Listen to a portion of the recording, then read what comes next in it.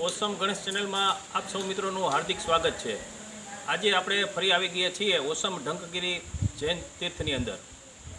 આગામી દિવસોની અંદર જ્યારે અહીંથી એક પરિક્રમા શરૂ થવા જવાની છે એની માહિતી આપવા માટે ખાસ આપણે અહીંયા અત્યારે ઉપસ્થિત થયા છીએ।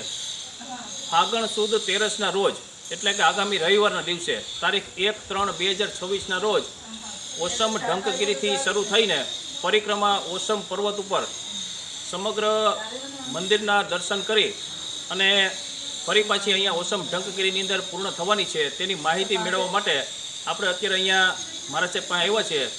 એ પરિક્રમા કેટલા વાગે શરૂ થવાની છે, એની અંદર કયા કયા સ્થળની મુલાકાત લેવાની છે, ક્યાં ક્યાં દર્શન કરવાના છે, કયા રૂટ ઉપરથી આપણે આગળ જવાનું છે, એ તમામ માહિતી મેળવવા માટે અત્યારે આપણે અહીંયા મારા સાહેબ પાસેથી માહિતી મેળવવા આવ્યા છીએ। તો આપ સૌ મિત્રો મારી ચેનલ ઓસમ ગણેશમાં જોડાયેલા રહો અને આપણે વિશેષ માહિતી મહારાજ સાહેબ પાસેથી મેળવીએ।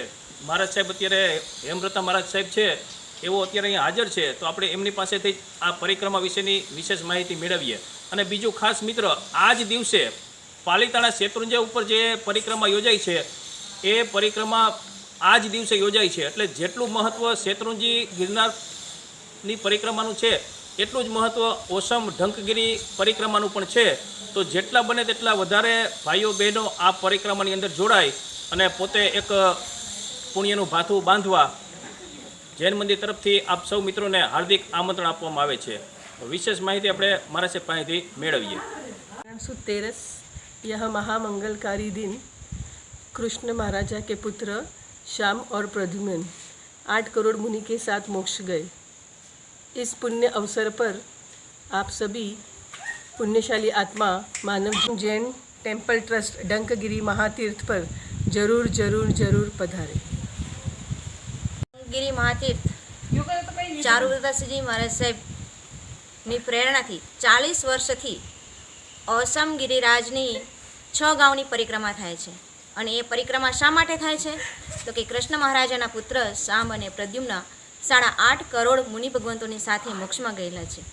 જેમ શત્રુંજય છે, જેમ ગિરનાર છે, એમ શત્રુંજયની જ એક ટૂંક એટલે કે ઢંકગીરી મહાતીર્થ, એ ઢંકગીરી તીર્થની યાત્રા આપણે તારીખ 1 રવિવારના દિવસે સવારે 7 વાગે પાટણો ગામથી દર્શન કરી અને ત્યાંથી હિન્દવા પીરની દર્શન કરી અને આદિનાથ ભગવાનના પગલાં અને 5 પાંડવોના પગલાંનું સ્થાન જ્યાં આપણે આપેલ છે ત્યાં દર્શન કરી, ભાંગલિયા હનુમાનજીના દર્શન કરી અને આપણા જૈન મંદિરે શાંતિ સ્નાત્રમય જિનાલયના દર્શન કરી અને ત્યાર પછી આપણે ભીમનાથ મહાદેવ છે ત્યાં દર્શન કરી અને ડેડકિયું તળાવ છે ત્યાં આપણે રામ અને ભરતના પગલાં છે ત્યાં દર્શન કરી અને આગળ વધતા જ્યાં દેવકી માતાના 6 પુત્રોનું સ્થાન આવે છે એ સ્થાનના પણ આપણે વંદના કરી, એમને સ્મરણ કરી અને આગળ વધી અને હેડંબા વન થઈ અને શ્રી ઢંકગીરી મહાતીર્થની તલેટીમાં આપણે નીચે ઉતરી અને ત્યાં બધા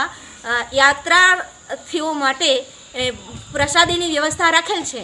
તો સંસારની અંદર તો ખૂબ જ કામ હોય છે પણ એમાંથી મુક્તિ આપણે મેળવવી પડે છે। ક્યારેક પુરુષાર્થ એવો કરવો પડે છે કે જો પાપમાંથી મુક્ત થવું હોય તો આપણા માટે એક જ આલંબન છે યાત્રા, એટલે કે 84ના ફેરાને મિટાવવા માટે આ ફાગણ ફેરી છે એ ફેરીની યાત્રા કરી અને આપણે પાવન થઈએ તો જરૂર કર્મથી મુક્ત થવા માટે આપ સૌ ઓસમ ઢંકગીરી મહાતીર્થની યાત્રાર્થે પધારો।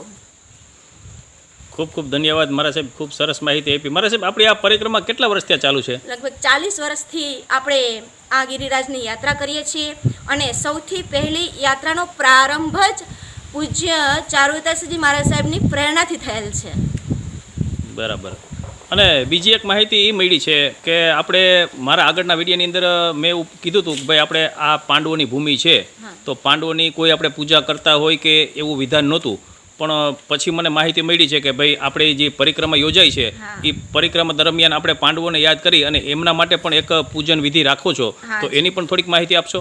હાજી, આપણે જ્યાં પીર બાપાના દર્શન કરીને આવ્યા છીએ ને ત્યાં જે કિલ્લો છે હાંગલિયા હનુમાનજીના મંદિરની પાસે આપણા આદિશ્વર દાદાના પગલાં છે અને ત્યાં બાજુમાં જે કિલ્લો છે એ કિલ્લામાં ભગવાન કંડારેલા છે અને ત્યાં ભગવાનની નીચે આપણે 5 પાંડવોના પગલાંને બિરાજમાન કર્યા છે, સ્થાન આપેલું છે અને વર્ષોથી સ્થાન આપેલું છે.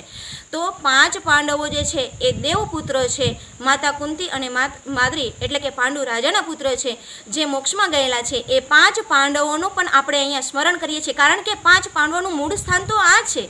એ 5 પાંડવો આ ગિરિરાજ ઉપર પધારેલા છે, અહીંયા રહેલા છે, વનવાસ પણ અહીંયા થયેલો છે. તો આ ગિરિરાજની અંદર આવી પાવન ભૂમિ છે કે જ્યાં 5 પાંડવોના પ્રાચીન અવશેષો આજે હાલ નજરની સમક્ષ આપણે જોઈ શકીએ છીએ.